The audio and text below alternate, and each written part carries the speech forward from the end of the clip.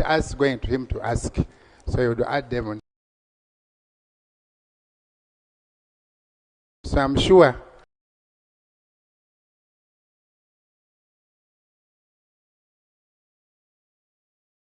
if the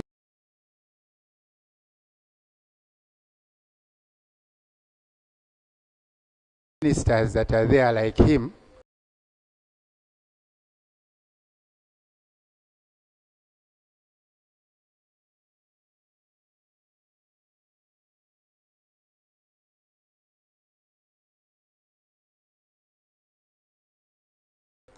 something is being done. Secondly, the most crucial issue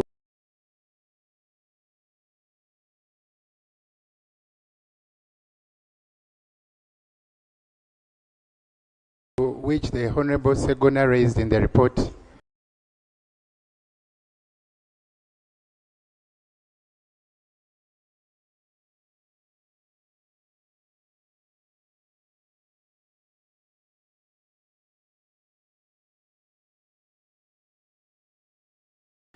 is about the servers. I think the issues the Honorable from Gomba raised, digital transformation is crucial in this. And I think the Service Commission should be facilitated and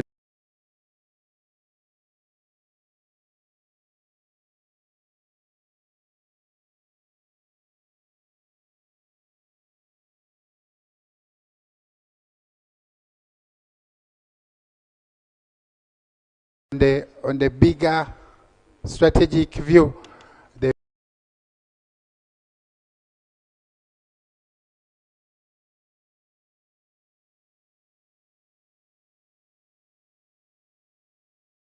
Minister of ICT should also be facilitated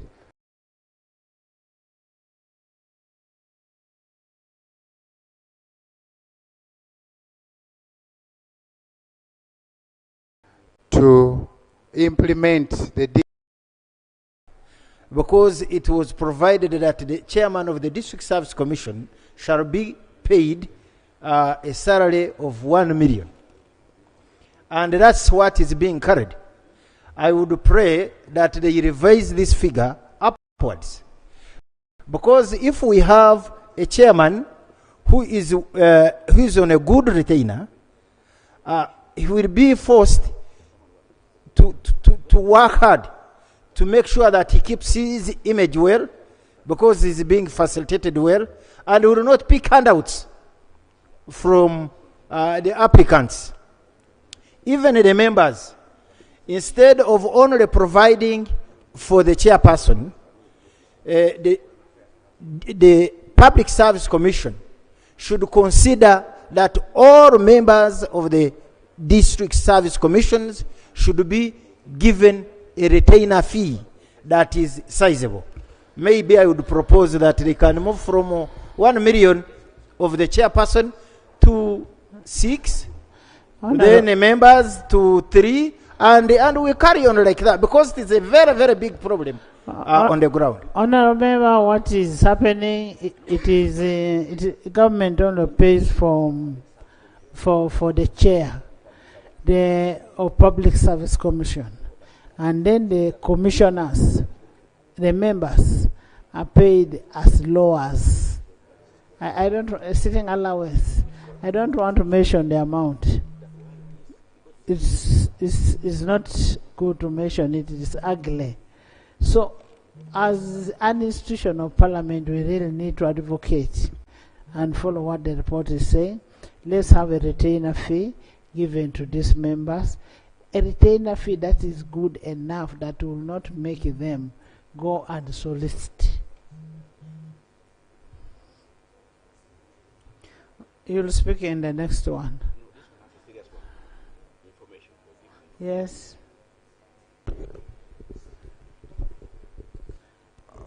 Madam Speaker, in addition to all concerns that have been raised here, in public services or public commissions, Public Service Commission, and also Health Service Commission, and any other commission dealing with the recruitments and promotions, it has been observed that there are so many Ugandans suffering and they are not promoted. And the president's attention has even actually been drawn to some of the cases in foreign affairs. In the Health Service Commission, we have cases where people have served for over 20 years, they are not promoted. In foreign affairs, people have served for 15 years, they are not promoted. So why should we exploit Ugandans like that? And yet we have an able minister who seems to be paying attention to concerns of Uganda, but these issues are persisting. So we need to be assured. Is the minister aware about these irregularities, or he has enjoined those people who are just violating rights of Ugandans? And how will the PAC pick these issues and hold the minister to account? I needed this to be reconciled properly so that there is clarity. Already the president has intervened that this is not a matter which should have thrived under the NRM government. And it's an indictment on people who are delegated by the president and this house if no action is taken. I thank you. Minister.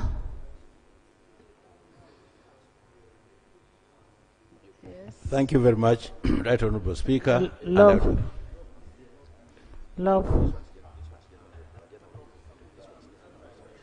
Tusime, you'll speak on the next one. Madam Speaker, thank you very much. Senior member, it's a brief one. Madam Speaker, I also want to thank the chair of the committee and the members for the report. But still on public and this service commission, you see, the observation here is that the committee observed 60 out of 146 required 42 of this service commission district, meaning there's no work going on. And always, other committees are going to report staffing gaps in a number of government entities, including districts. Once this commission is not fully constituted, it cannot work.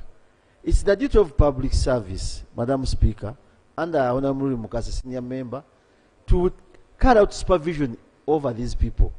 Madam Speaker, let me tell you one interesting scenario. When you go to our districts, you will find that a teacher who wants to be appointed in a government school can spend 6 million to get a job. True. And this teacher is going to earn 400,000 per month. So by the time he gets the job, we have spent 1 year ahead of him without any payment. It's you, public service, through Madam Speaker, to bring all these suggestions to your relevant committee. How do you appoint these people? How do you remunerate them? When they talk about poor remuneration, as Honorable Barnabas has stated, the weakness is on you as public service. You are sleeping on job. And at the end of the day, it impacts on our citizens. So I would pray. But this is very simple. If you want to change the legislation, bring it to Parliament. If you want to improve the remuneration, bring it to Parliament. And lastly, Madam Speaker, let us not talk about 1 million that chair is getting for every district. It depends on the income of the district. If a district like Karungu, which has a low income, local revenue, it will not be able to achieve properly this money, to give even allowances to the members to come and attend. And all those should be responded to by the relevant minister, who is not very common here, but today is there. Yes, he's there, and I want to thank him. Yes, I can, if the speaker allows. Madam Speaker, thank you very much. I would like first to thank the law, but I needed to seek clarification on whether we are discussing the matters of the District Service Commission or Public Service Commission. So if it is Public Service Commission, I really wanted, with due respect to my brother Delop, to address the matter as per what is on the order paper. I thank you. Thank you very much, Madam Speaker. I want to thank Honorable Gwang. I know you came in late, and indeed this time we are handling Kosase report, but basing on the report I talked about District Service Commission, and some observations you have stated, and it's under him. When it comes to education, we shall meet in our area there. I know how we shall handle the bill as we talk always, but let us handle this one. Madam Speaker, I beg to. Thank you so much. Minister. Thank you very much, Right Honourable Speaker. Right Honourable Speaker, with due respect to my colleague and fellow teacher, Honourable Seungu, I would like to say that indeed the Public Service Commission is doing everything possible and what it can, given the various limitations, to supervise and guide their district service commissions. Issues of induction and so on, yes, have been raised. Yes, they try, given the limitations they have of funding, and they have done it. And they have given guidance from time to time of the various district service commissions. The Public Service Commission has also worked very hard, you know, to move expeditiously whenever issues arise. And ideally, really, there should be no gap. If there's a problem in a particular district service commission, the law allows that particular district to borrow the services of the neighboring district so that work is not stifled and it continues. And this has happened in some instances, so that at least recruitment and the employment of staff does not falter or is not halted. Right Honourable Speaker, we at the moment actually seized of all these issues which have been raised. Raising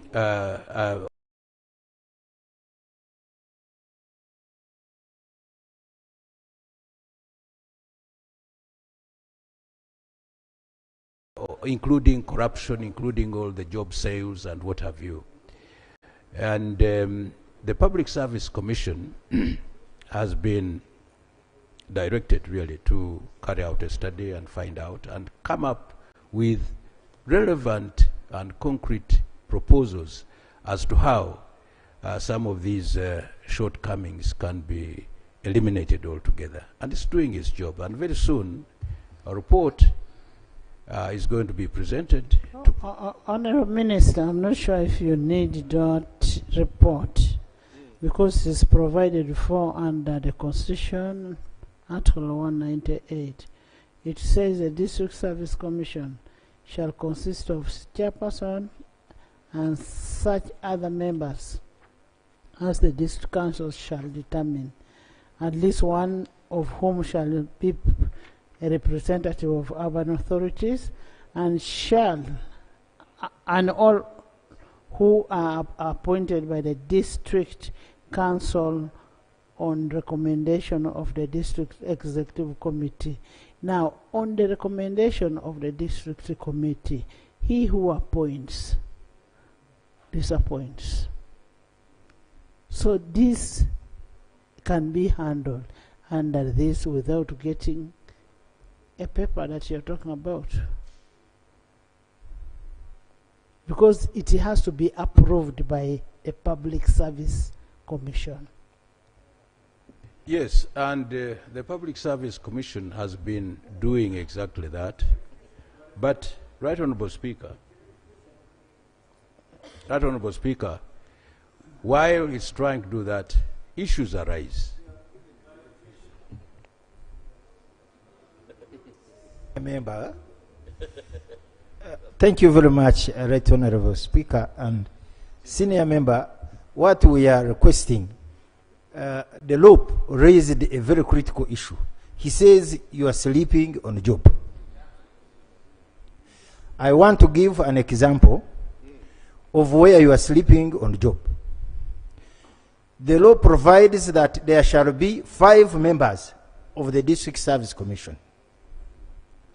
You find a District Service Commission functioning when they have just 3 members.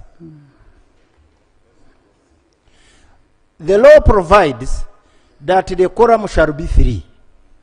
But that does not mean that they should only appoint 3. You can only quote that provision of the law when there is 5 members. and the other two are absent. They should be there, and in a very short distance or even a call away, they can report to the commission. But as long as they are not there, that means the District Service Commission is not duly constituted. And this is where you are sleeping on job. My district, Kagadi district, has just four.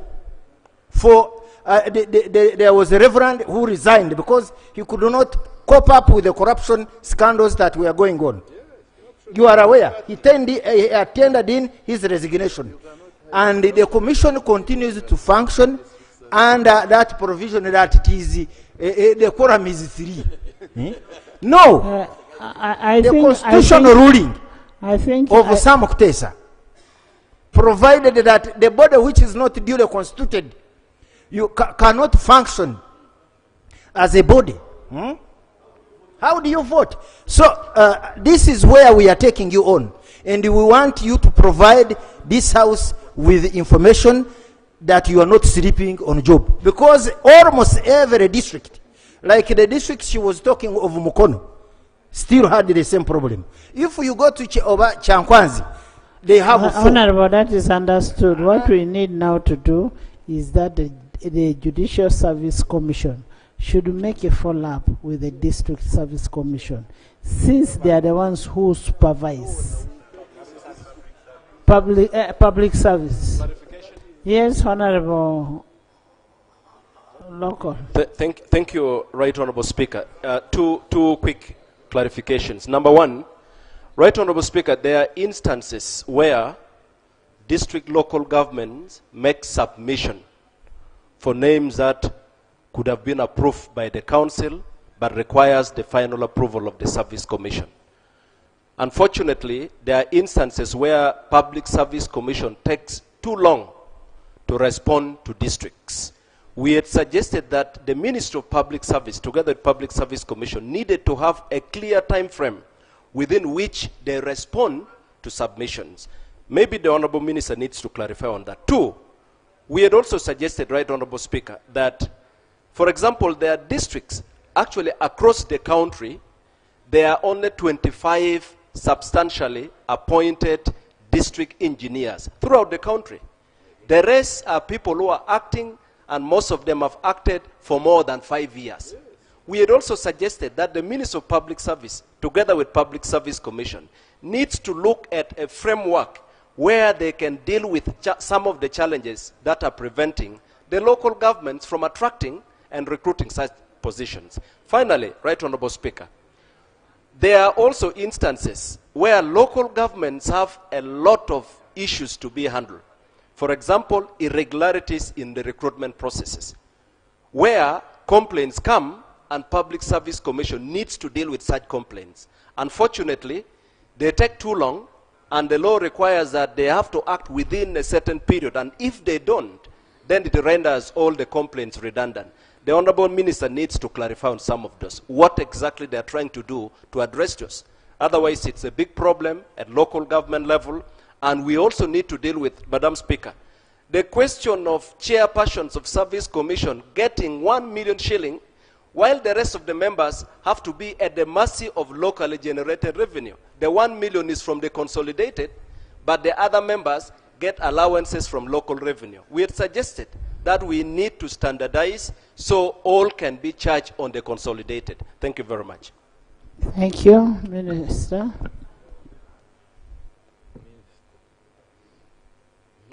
Thank you very much, Right Honorable Speaker. As I was saying, these issues have cropped up, and the Public Service Commission and the Ministry of Public Service and local government are aware. And the Cabinet actually directed that Ministry of Public Service and local government plus the Attorney General should look into these issues and provide concrete recommendations which will help in a way to remove all these issues and outcries. Some of issues include corruption and what have you, and some of the delays and the political interference especially in the constitution of the district service commissions and their performance. So I was saying, yes, we have gone ahead and we have more or less done our work, and we are soon going to present a cabinet paper on all these issues with practical recommendations. And once it's adopted, then action is going to be taken. It is not a question of sleeping. How long? When you say soon. How soon. long? How long? Because we are going into a budgeting process. Yeah. We are going into a budgeting process, and we are saying, let's get a way of increasing pay. Let's get a way of having a retainer for these people. That is quite in order. It's quite in order, yes. Oh, yes, we have also found it. It's in order. Let these people be paid, not just retainers. In fact, we are proposing not just a retainer. Let them be paid a salary. Because the revenues of the districts vary, we are saying let the salary come from the consolidated fund. But, well, I'm just mentioning the recommendations which this study has done and which are going to be presented to Cabinet. Yes, but the essence of it is that, yes, we are privy of some of these shortcomings and the gaps, and we are ready to ensure that these gaps are plugged so that we have a vibrant and quite operational district service commissions. The issue of digitalization, yes, it has started. It's not right up to the level that we want it, but at least suffice it to say that the journey has begun, and it will not end until its final destination. So, Right Honourable Speaker, that with those few examples show that we are not sleeping, and that we are quite awake, and we shall actually and we shall deliver these service commissions to the level that we want them, that Parliament is dictating, and in fact that the public wants them to be. Thank you very much. Thank you, honourable members, and we really want to urge the public service to take these recommendations very seriously and have them implemented. You cannot have somebody who is employing you getting an allowance, a sitting allowance of 30,000, and yet you're going to get 40 million. What do you expect of such a person? Temptations are there. I now put a question that the report of the Public Accounts Committee on commissions, statutory authorities, and state enterprises on the report of Auditor General on financial statements of Public Service Commission for the financial year ended 30th June 2023 be adopted by this House. Those in favor say on the contrary, nay.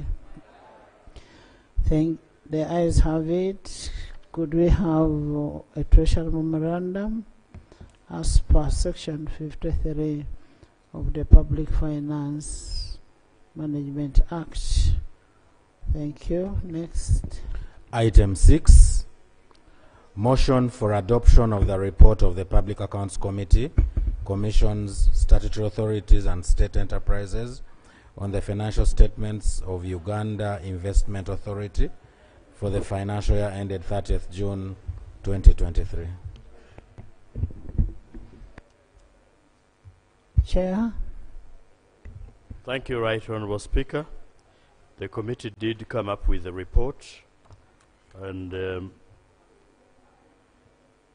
as guided earlier, we are still compliant. Right Honourable Speaker, we make observations at page 2 and recommendation at page 3 of the report with respect to the observation that the accounting officer should disclose and transfer the outstanding Uganda shillings 0.23 billion to the consolidated fund, and that the accounting officer should be held responsible for failure to disclose the NTR budgeted figures in the financial statements. 2, with respect to performance of government warrants, We observe and recommend at page 5 of the report that the Ministry of Finance, Planning and Economic Development should ensure that approved budget is fully honored and that the unimplemented activities should always be rolled over to the subsequent financial year.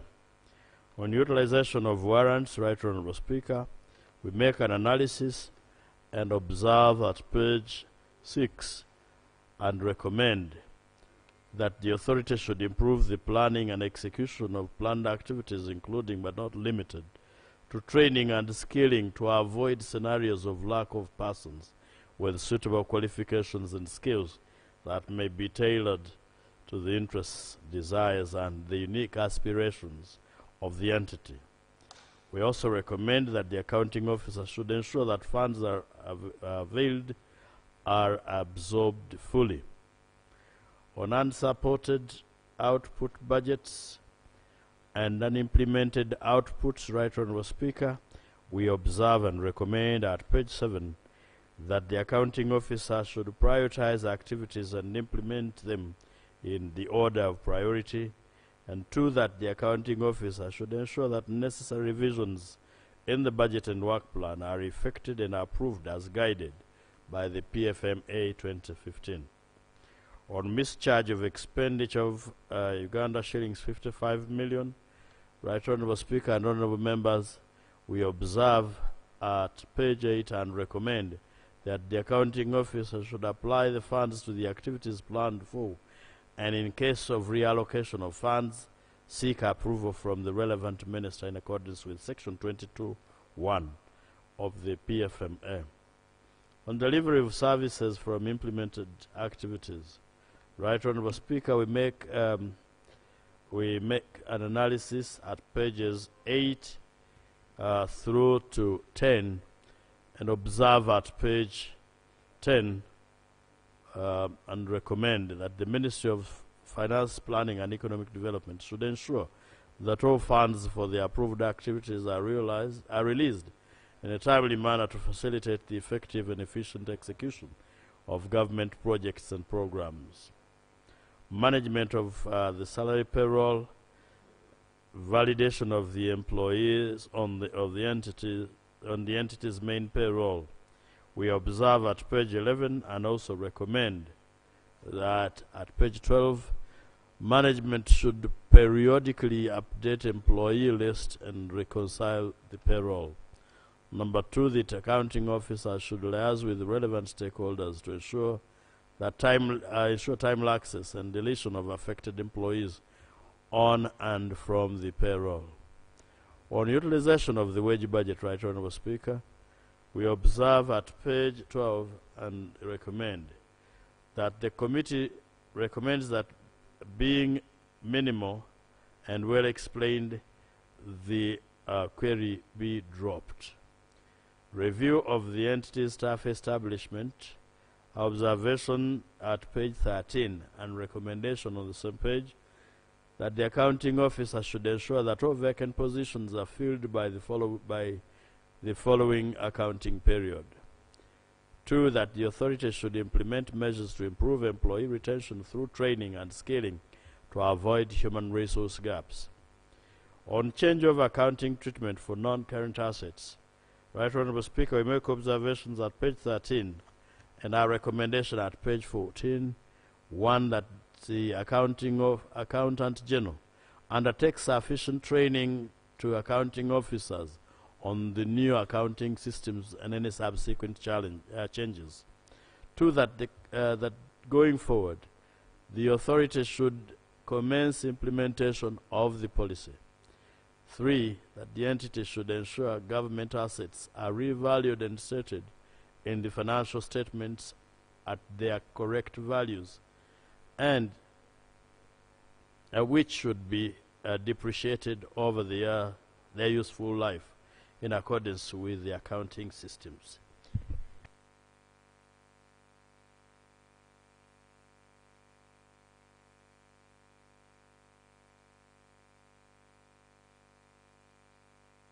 Speaker, I'm happy that the people of Busiro trained us And I am being assisted by the... Oh no.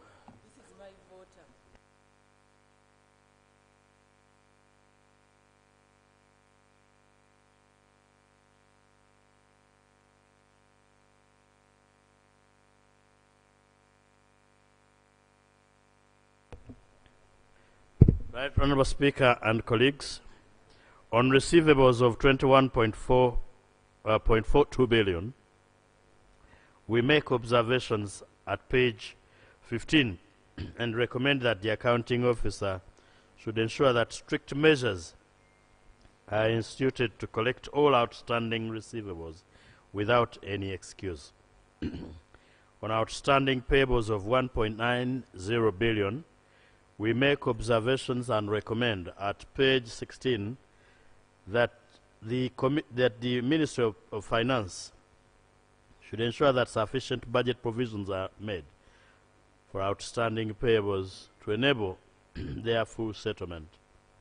On delayed revaluation of the authority's land measuring 270,877 acres, we observe at page 17 and recommend that the Ministry of Finance provides the requisite funding to the authority to carry out land titling and regular revaluation of its land to ensure accurate financial reporting and maximize the land's potential for increased revenue generation. It's an issue that Parliament has pronounced itself on in a couple of seconds or microseconds ago. On development of infrastructure, design and build at Kampala Industrial and Business Park, Namamve, Kibip, Right Honourable Speaker, we observe at page 18 that there are delays in implementation of the project, and on the observations we make the recommendations at page 19 that the accounting officer should expedite the completion of the project to avoid unnecessary cost overruns. 2, that the authorities should improve on project planning, management and oversight to ensure timely implementation in order to achieve the intended objectives of the program. Number 3, that the government projects should enhance environmental protection and preservation by avoiding wetlands in the clearest of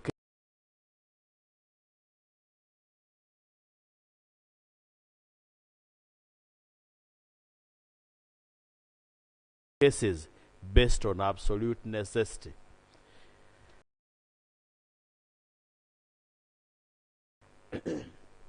On cumulative achievement of project activities, Right Honourable Speaker and members, the committee makes observations at page 20 and recommendations thereon that accounting officers should ensure that before starting projects, proper coordination between stakeholders like NEMA, UMEME, National Water and Sewage Corporation, NITA-U, etc. is undertaken to harmonize the designs and avoid challenges of rejection of some sites that cause delays in project completion and service delivery to the beneficiaries. An absorption of funds under the Kibip Namamve project. Right Honourable Speaker and members, we observe at page 21 and recommend as follows. 1, that the accounting officer should institute robust monitoring and evaluation of the new interventions meant to ensure that the project activities are completed at the right time with quality and a minimal cost to realize its intended project objectives. The authority should improve its financial planning and management, streamline bureaucratic processes, and ensure timely and effective implementation of the funded projects.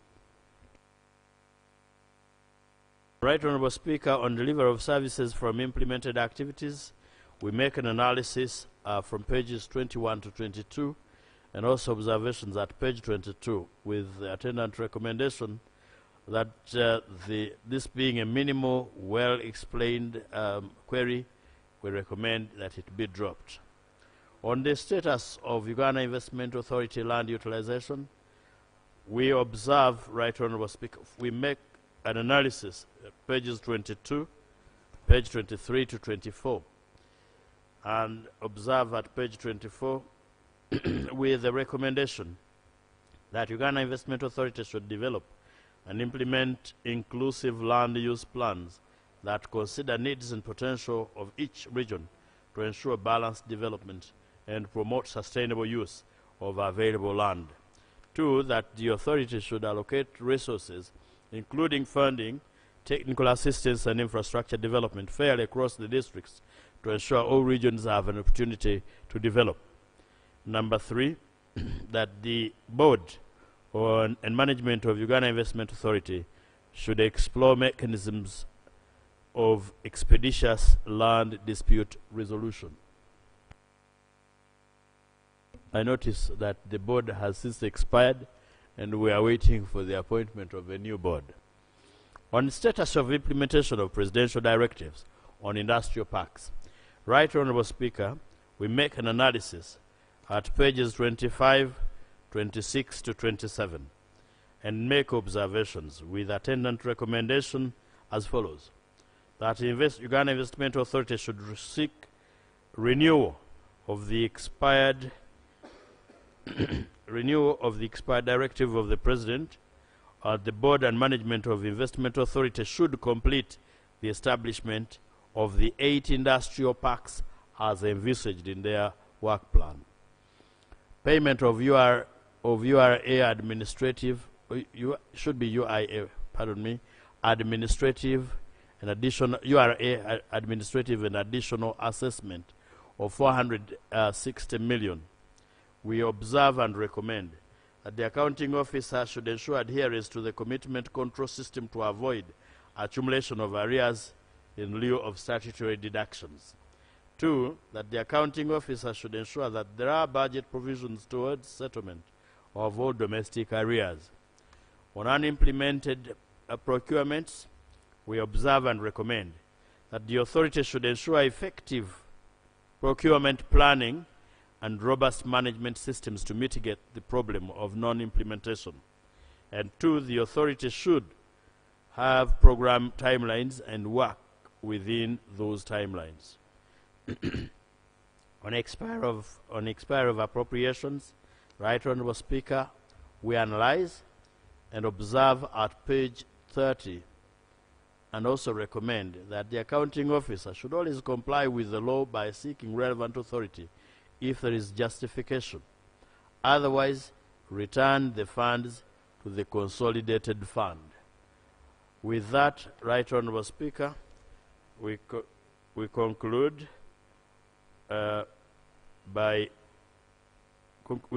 by stating that Uganda Investment Authority plays a crucial role in enhancing investment in Uganda, which drives national economic growth and development in partnership with the private sector.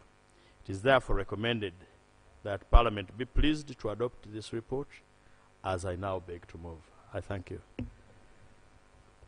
Thank you, Chair.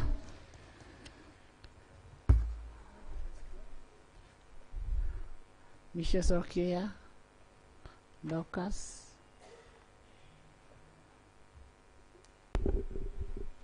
Thank you, Right Honourable Speaker. Is it time? Yes, please. Thank you, Right Honourable Speaker. I would like to thank the committee for the report. Uganda Investment Authority is an entity that is supposed to help us attract investors into the country. And usually it does that by the incentives that the government provides and also some assurances of some infrastructure which will help some of these investors with their products to reach the markets. Now, from the report, we've seen that 86 billion was the approved budget, but only 46 billion was released. And this caused some of the plans, like roads that were meant to lead to some of these industrial parks, not to be constructed.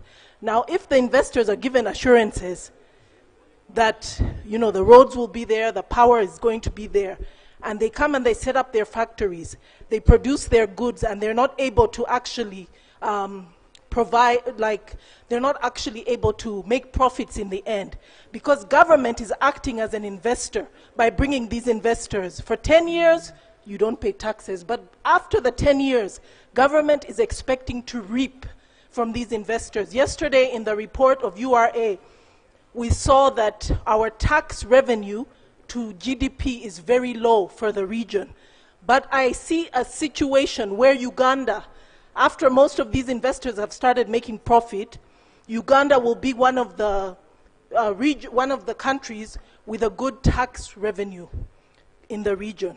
But if government does not invest in the infrastructure, in the facilities that are needed to promote these industrial parks and the industries, then we're going to have a very big issue. The second issue, I would like to agree with the committee on the issue that Uganda Investment Authority should be facilitated to invest and procure the 8 industrial parks, of which Madiokolo is one of them. Thank you. Thank you. Thank you. We really wanted the Minister of Investment on this debate. It's a very important report.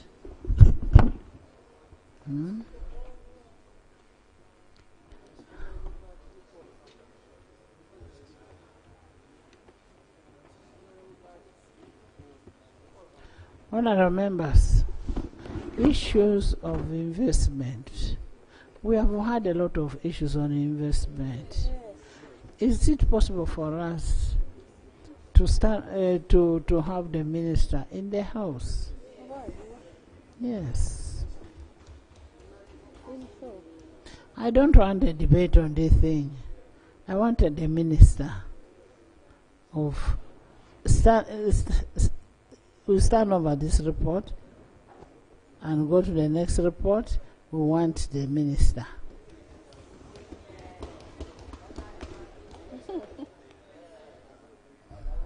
You want, okay, make it. Madam, Don't waste your energy. There are issues that are with investment. All of us want industrial parks. We want that can only be answered by the minister. Madam Speaker, it's important to note that yes, we are debating queries by the Auditor General on the Investment Authority, and government will answer these queries, the resolutions adopted by Parliament, through a Treasury memorandum. So this particular one is on queries. But I think it is also important that you direct us, the Minister of Investment, to come and update the House on other issues of industrial parks, of incentives and other matters. But this particular one is on queries raised by the Auditor General on the Investment Authority. Yes. Right, Honourable Speaker. Much as the Honourable Minister is saying that we would discuss this, Right Honourable Speaker, for quite some time, we have been reading a lot of things about Uganda Investment Authority. Even today, it's just flooding the social media, how the board has been fired, how this is. It's disturbing because the Uganda Investment Authority plays a very critical role. And so it would be good for us to have this discussion and also other issues to be clarified on when the Honourable Minister is here. So, Right Honourable Speaker, your guidance is spot on. Thank you very much.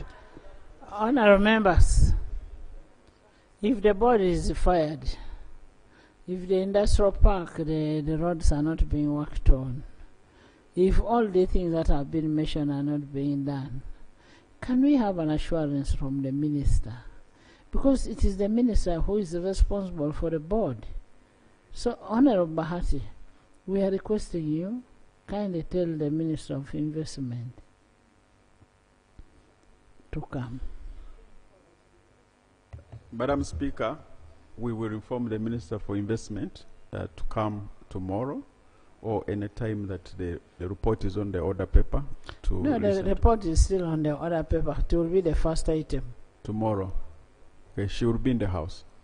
And I hope she reads the report because we are not going to repeat.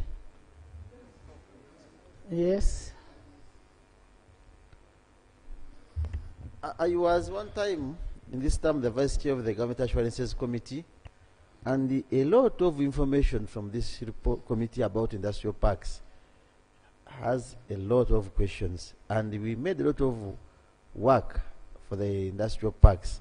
I would, with your indulgence, if at all the chair is here of the committee, as is known, if at all we could also get that report of the government assurances, because we had a full visit to these industrial parks, so that if this report as it is given with accountability plus the implementation as per the promises of government, it would give us a very good debate. Otherwise, this report, without the minister, we are going to make some amendments and recommendations.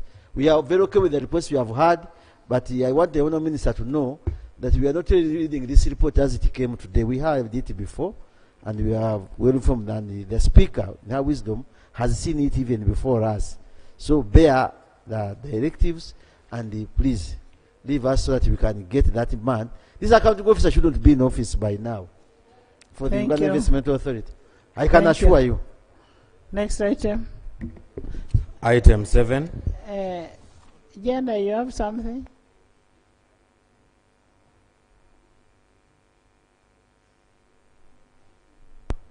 Thank you very much, Right Honourable Speaker. I don't want to dispute your ruling, but Madam Speaker, can the Minister tomorrow, as she comes, come with the national investment strategy for this country, so that we can know how she has mapped the country and how she will guide us on the appropriate and volumes of investment that are needed for every region, so that we can contribute and grow this economy, Madam Speaker. Policy. She's supposed to take that to Committee of Finance. We are looking at accountability of the funds that have been given. That is supposed to go to the Committee of Finance. Those are policy matters. Next item. Item 7.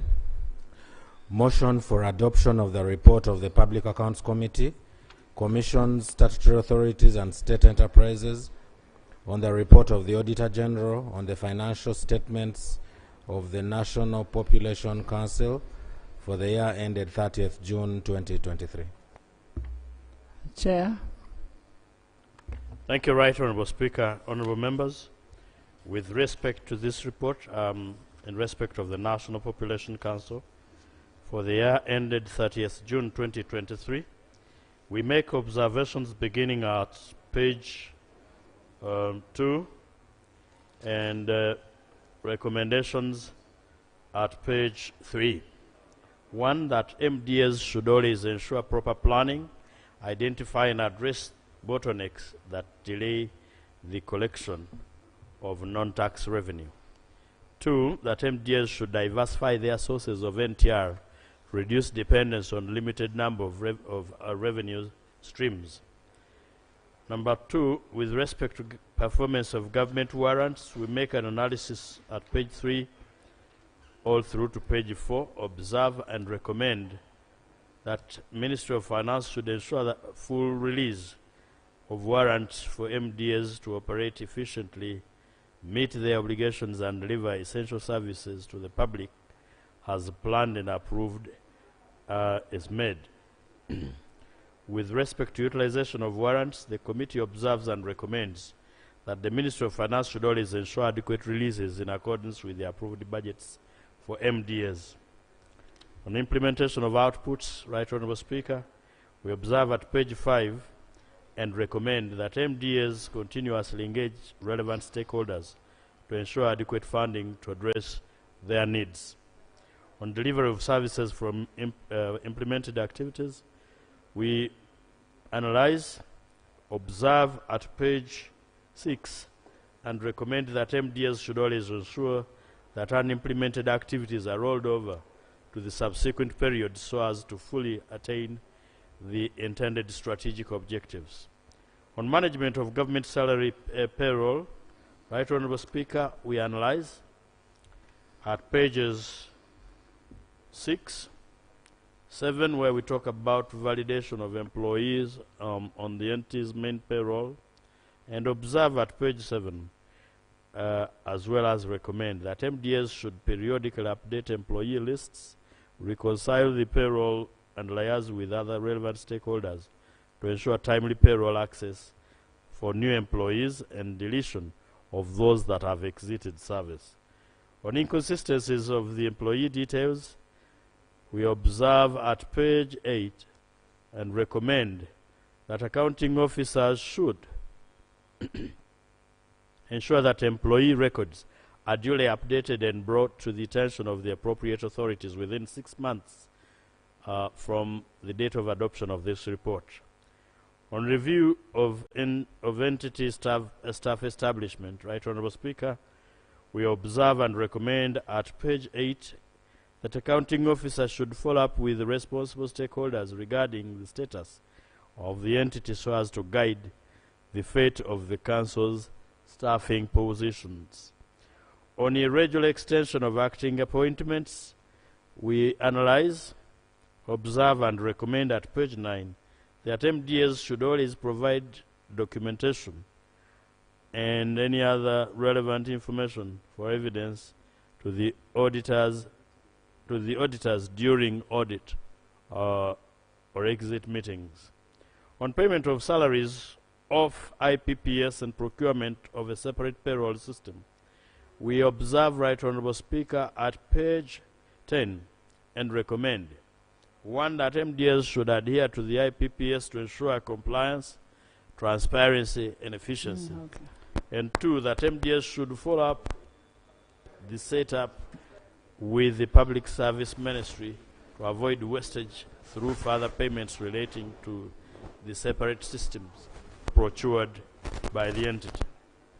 On irregular payment of gratuity, we analyze, observe, and recommend that the accounting officer who was in charge should account for the money regularly paid out in gratuity and NSSF to the permanent staff in government employment, and where it is found that excess money was paid, it should pay it back in accordance with the Article 164(2) of the Constitution.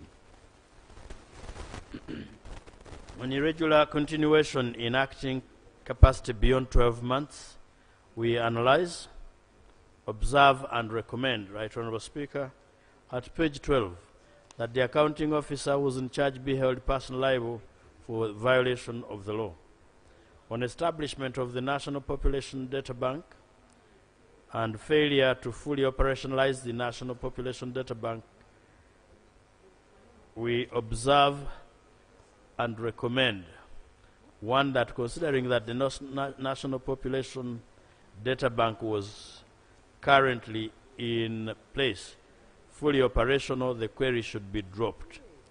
And 2, that government should expedite the process of popularizing the National Population Data Bank so as to avail useful data for planning to responsible stakeholders. In conclusion, the National Population Council plays a crucial role in ensuring that Uganda's population policies contribute to sustainable development to improve the overall well-being of the citizens. We therefore recommend and move that Parliament be pleased to adopt the report. I thank you, Right Honourable Speaker and Honourable Members. Thank you, Chair. Thank you. Budu.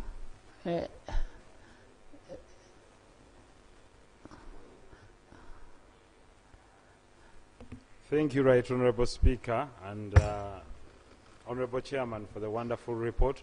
Honourable colleagues, just wrapping up the National Population Data Bank. For me, I think there is still laxity in that field, because the role of the Population Data Bank is to store all the data of all Ugandans but across all sectors. And reintegration, distribution, proper analysis after sorting, and giving it to the National Planning Authority in order to plan for our country. Now, the National Population Council, I highly doubt, it has the raw data, males living in Butabika, these ones. But to tell me that they have the data, the health data of people, without cross-reference digitization of other sectors, like how many people have land titles, how many people are in, let's say, these settlements, of what age, how many of them are in school, what education background, etc., to help us correlate, because their role is to gather the population statistics, then the quality, cross-reference the data, mine it well, and help the other government bodies use it for better planning. Right, Honorable Speaker? It's supposed to be integrated with with the Electoral Commission, there you go. with the NERA, with the hospitals. Amazing. Amazing.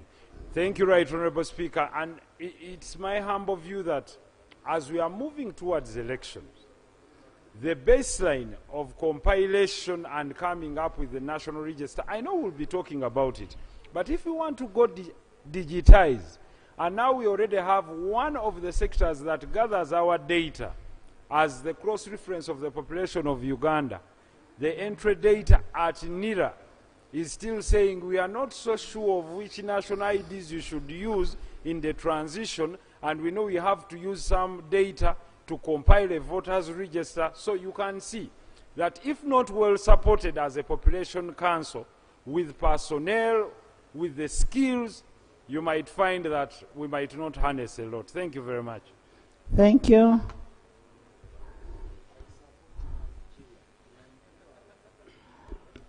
Thank you, Right Honorable Speaker. I would also like to thank the Chair for your report. I have two issues. One is on these long-acting positions. Public service standing orders actually stipulate that someone should not act more than 6 months. But when I was reading on the report, people have acted for 18 months, for 12 years. If you act for more than 6 months, you are automatically supposed to qualify and occupy that seat in which you are acting in. Secondly, I have seen the same mistake, not inconsistency in employees' details. Since yesterday, all the reports, they actually indicate that employees' data has some mistakes. The names, the date of birth, and with the NIN numbers. I hope these employees didn't change their names. You know, when we were getting identity cards this NIRA, some employees tried to change on the national identity card, which could not be corresponding with what the first forms they filled. I submit.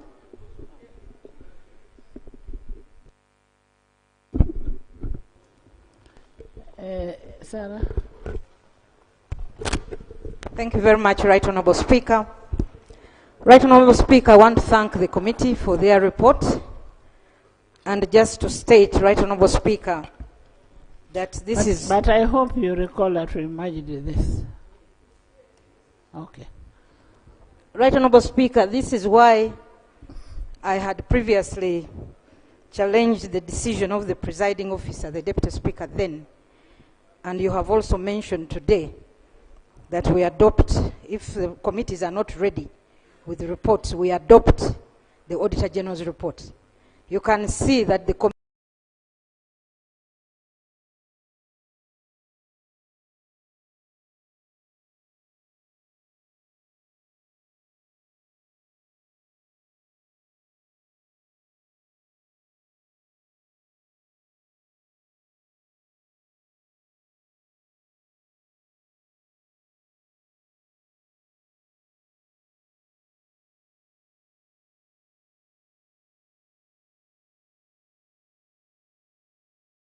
committee in observing some of these Auditor General's reports.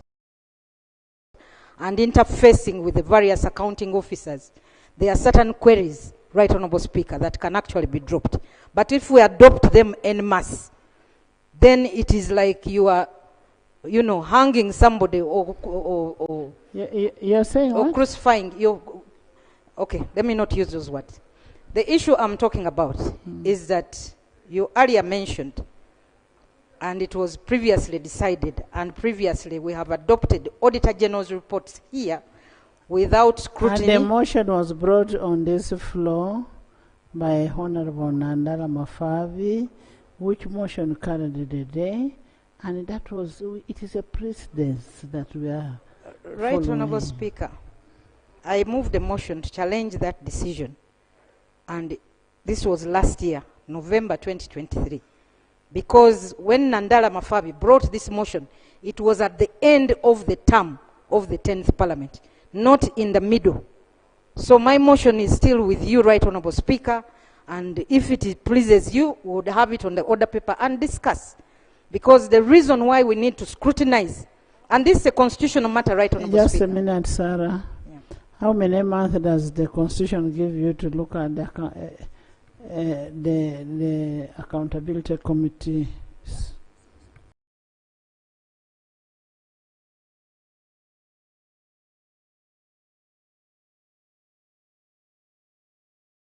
Right Honorable Speaker, it says 6 months, but it goes ahead to state that Parliament shall scrutinize. And that's a constitutional issue. Actually, Article 163 of the Constitution. Parliament shall, within 6 months after the submission of the report referred to in clause 4 of this article, debate and consider the report and take appropriate action. Shall, and these are accountability reports. And you know, I know you did some little accounting. You know accounting cycle. By the time you go into the budgeting process, you should have closed the accounting cycle of this current year. Right Honorable Speaker, it's difficult for me to argue, but how I wish my motion could find its way on the order paper, and then I would give more justification. But that aside, I want to thank the committee for the report, and I was just wondering, Right Honorable Speaker, how can an accounting officer pay staff who are still serving gratuity to a tune of 550 million shillings? And what is even funny, the same accounting officer goes ahead to pay staff who are permanent government employees gratuity too. How can this happen? 285 million paid as gratuity to existing staff of the council. This is really, I don't know what level of negligence, Right Honorable Speaker, can this be? I am a permanent staff, I am still serving, but I'm paid gratuity. And the committee notes that this was irregular and actually out of, because permanent staff don't receive gratuity, Right Honorable Speaker, when they are still serving. It comes at the end of their term. So I find this... No, I'm reading the report. I know you saw this even in the other report. But this one is more interesting. But you are refunded. It has the same. Here, you start with inconsistencies in employee details. They have different NIN numbers, don't match. Actually, in Uganda, as we talk now, whether your national ID is expired, but the NIN remains the same. But you have, and there's validation. They carry that validation every year. But here you are with inconsistencies in employees, but the employees who are inconsistent are also getting gratuity at the same time, plus NSSF at the same time.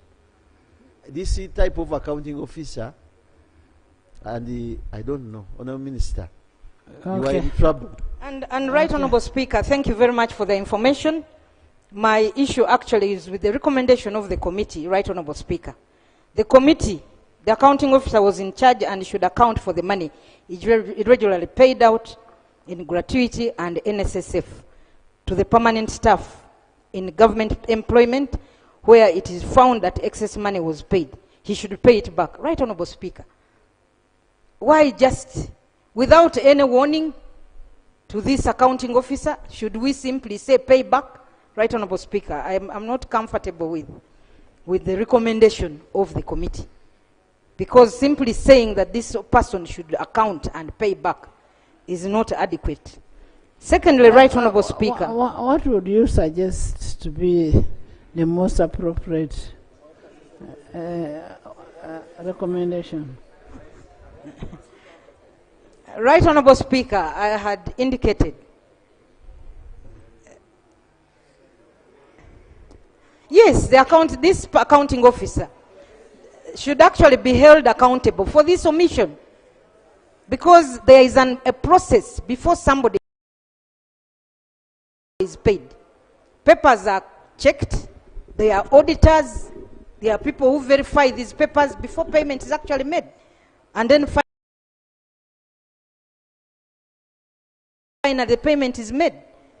So how could this really happen? And then we are only saying the accounting officer, the person who, the accounting officer who made the payment should account for the money and pay back. I think that is being too lenient. Yet other officers will have written, Right Honorable Speaker, you will respond as the chairman. I have been with you as chairperson PAC. You were chair PAC. And we used to say that these people should be held accountable. So what happened to that sentence? Why are you changing the language now in Kosasi? Secondly, Right Honorable Speaker. Secondly, Right Honorable Speaker, on the National Population Data Bank, which is currently in place, and no, I had already talked about this, where the committee recommended that this should be dropped. So, Right Honorable Speaker, I think the last issue is the challenge of people who are acting in positions for a long time, Right Honorable Speaker. And when you look at most of the reports, it is actually worse in the district local governments, where you find people acting for over 2, 3, 4, 5 years. They are still in acting capacity. And yet the law is very clear. The public service standing orders provide for only one to act for 6 months. But you find somebody acting beyond that. And I think I'm glad the Minister of Public Service is here. We must really stop this and being unfair, trying to protect positions for some people to qualify and employ. Let me take the information from the Shadow Minister for Local Government. Thank you so much for giving way, colleague. Honorable Pendi, I just wanted to inform you about matters of local governments. We have districts. When we went to the Western region, they have advertised several times, especially for district engineers, district health officers. They are unable to attract any person to take on those posts. So at times, they have advertised, the local governments have advertised, but there are no one is interested as far as that money is concerned. I think what we are handling now is the National Population Council, where the committee raised the issue of people acting in one position for a long time. So your information, while it may be valid, may not be relevant to this particular purpose. Thank you very much. Right Honorable Speaker, Thank the you. woman MP Juman Arua wanted to give further information. And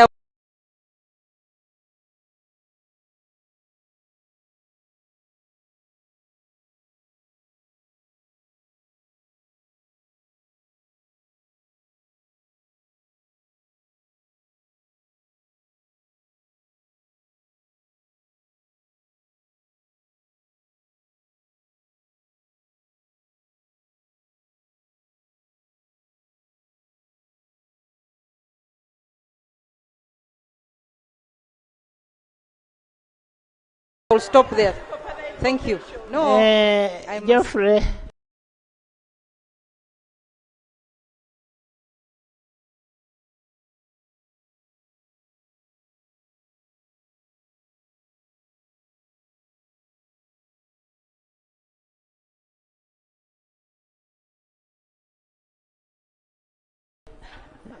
Thank you, Madam Speaker. Madam Speaker, the issue of paying gratuity to people who are still earning salary is not only in this particular issue being raised. When you also look at the audit queries of local governments, the same issue is also coming up. You find many people who are still on the salary payroll are paid gratuity. And some of these challenges, when we leave them like this, we may not unearth a number of issues. Some time back, there was a case of connivance where monies are transferred into accounts of some districts excess, and these monies are returned, but not into the consolidated account. Now, this same case of paying a lot of money as a gratuity, for me, I would think that we should subject it to investigation, because there could be a case of connivance where you may find that the people who have received these monies might be paying the money back to those who pay them. So for me, as an individual, my recommendation and suggestion that we should amend as a recommendation is that apart from holding this accounting officer accountable, that he should repay the money, this matter should be subjected to investigation. That's my recommendation. Further investigation.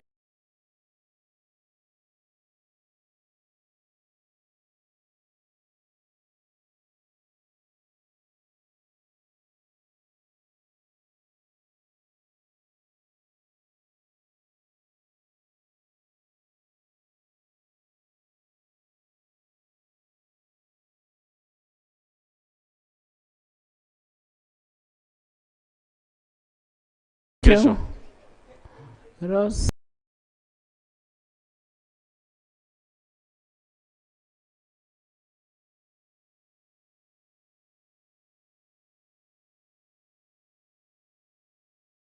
Thank you, Right Honorable Speaker. Right Honorable Speaker, we who come from refugee hosting districts, there's a big discrepancy with the data we have in the population data. The management has totally failed. They give wrong reports. I think they don't use people who really qualify to collect the data.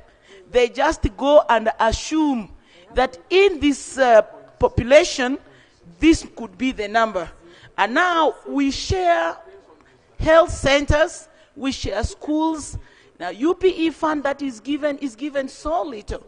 Even medicine that is supplied to the health centers is so low. I think something major should be done with the Population Council. They should take their work serious. Let's first hear from the Minister.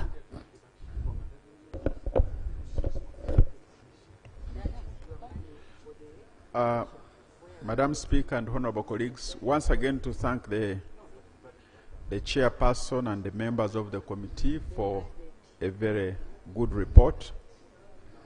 There are two issues I wanted to respond to. The National Population Council, to begin with, has been now merged with the National Planning Authority. So issues of the data bank will be handled in the new establishment of the National Planning Authority. But I do take, no, it has ended 30th actually last a few days ago. So, but I also take note of what Honorable Sereko has raised. I hope that in the new structure, we'll be able to take this issue of the data bank very seriously. Pension and gratuity. A distinction should be made that you get pension when you're on permanent basis. You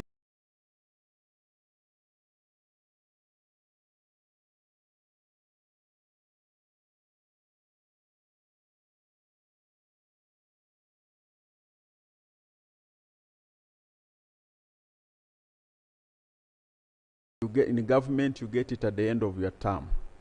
But for gratuity is basically for those who are on contract.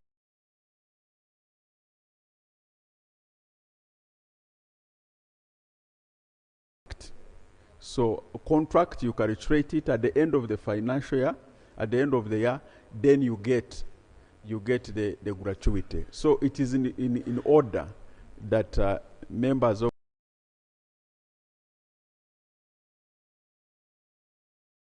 the staff of the National Population Council were getting gratuity because they were on contract.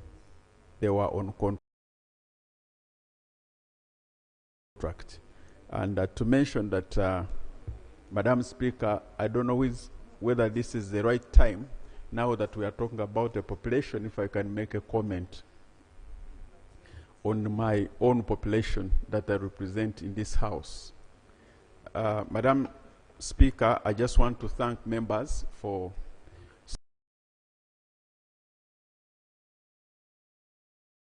sending the messages of sympathy upon the news of hailstorms that happened in my constituency.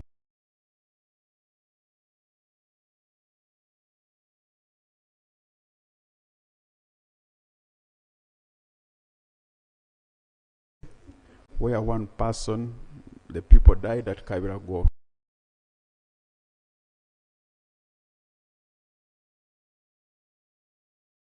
Primary school. It destroyed plants and people's property.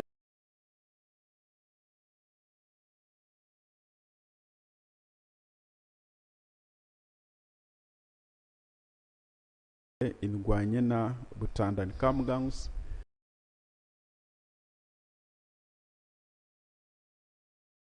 Just to assure the people representing this House that government, we are doing all it can to reach out to them and support them. I thought that now that we are talking about the issues of population, I could mention that.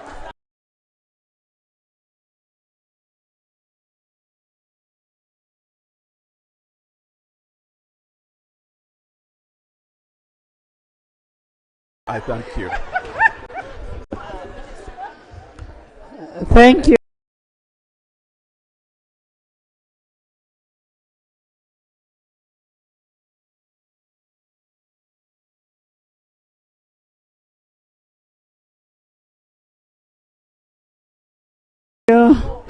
Thank you so much. Yes.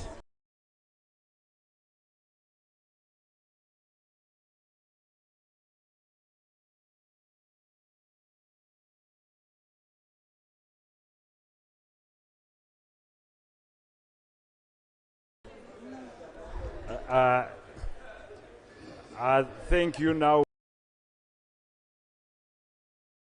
we've heard the representative, Honorable Bahat, and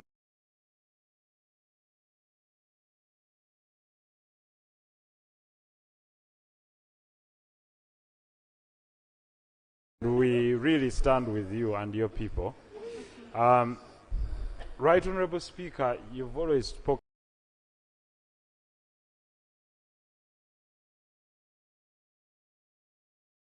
about the digital agenda of this country and e-governance. Probably as leaders, we need to push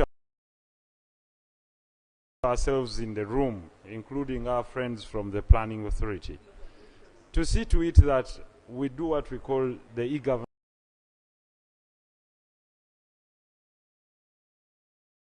plan. In so doing, where we would get real-time data. For example, I saw the Ministry of Education trying to embark on it, that in real time you would know which child has entered class, which child has absconded, which child has dropped out. From the health sector, which child or which person has been admitted, which person has been treated, and which individual has been given a particular prescription of which drugs. Which doctor has checked in, which nurse has not checked in, etc. And the use of the e-governance system in appraisals by the Ministry of Public Service, so that it can give us a real-time, planning and solutions that can help you to plan for our own population. Therefore, I look forward to you as coming up with that plan of integration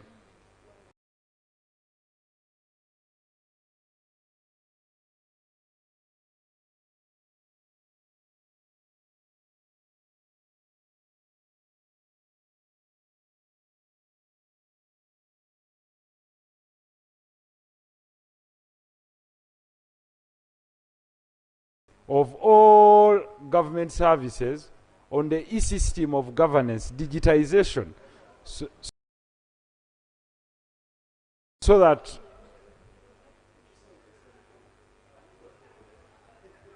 I think our friend from, is the honorable from where? Busiro has just come in, but we'll give him the benefit of doubt. What we are talking about is e-government. Probably doesn't understand what I'm particularly talking about. But Right Honourable Speaker, with due respect, the needs to tell us how far government has gone with the integration of the system of e-governance and total digitization for real-time results and governance. Thank you. Thank you, honorable members. I now put a question that the report of public accounts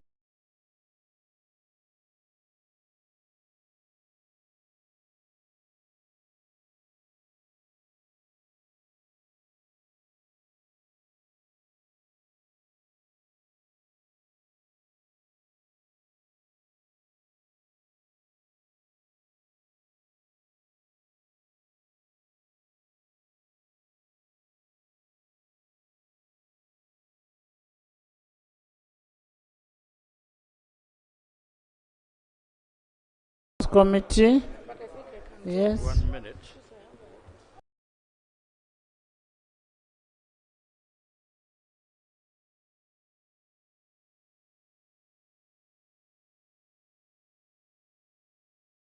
I think it's, first of all, I want to thank colleagues for their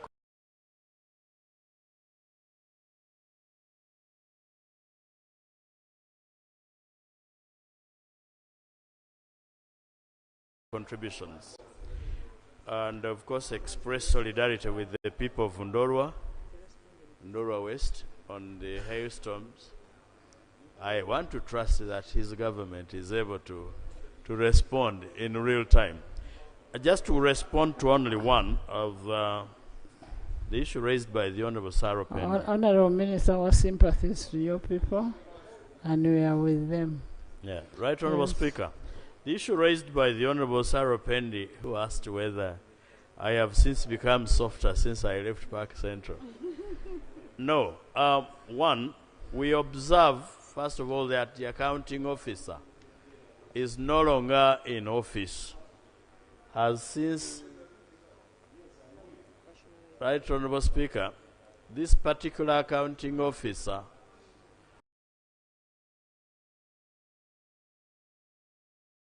has since left office, even before the merger of this entity with another.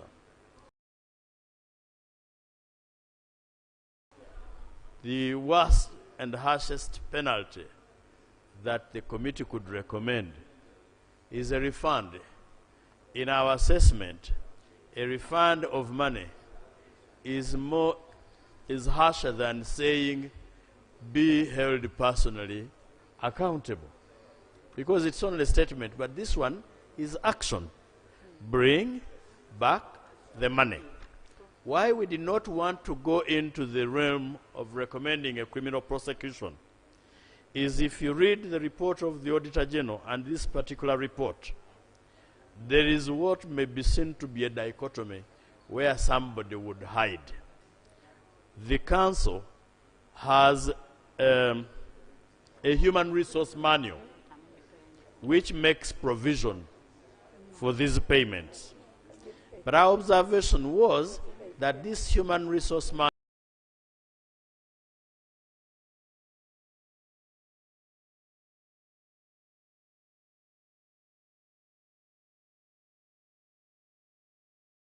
manual is inconsistent with the public service standing orders, which in our opinion would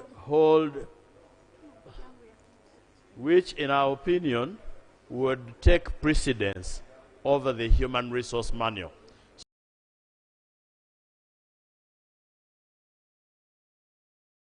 So that's why we did not go the extra lengths of recommending criminal prosecution, but recommend a refund of the monies paid. That's all. That's it, and I thank you. Why didn't you consider Article 164.2? To the effect, your right honorable speaker, we did. In our recommendation, we said refund in accordance, pay it back in accordance with Article 164.2 of the Constitution.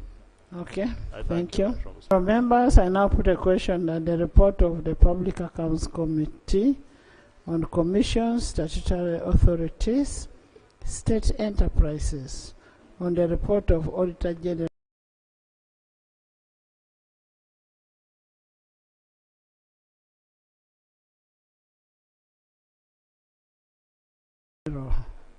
on financial statements of the national